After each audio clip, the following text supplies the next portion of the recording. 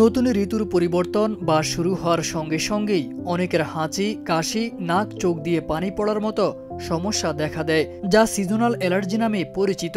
এই সমস্যা থেকে বাঁচতে হলে জেনে নেই কিছু খাবারের নাম, যা অ্যালার্জি কমাতে সহায়ক।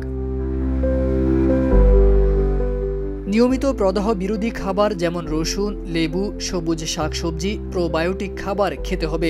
এগুলোর শক্তিশালী রোগ প্রতিরোধ ক্ষমতা সিজনাল অ্যালার্জির তীব্রতা কমায়। 1 টেবিল চামচ মধু খেলে আপনার শরীরে স্থানীয় পরাগরেণুর প্রতি সহনশীল হবে, ফলে অ্যালার্জি কমবে। তাই প্রতিদিন মধু খাওয়ার অভ্যাস গড়ে তুলুন।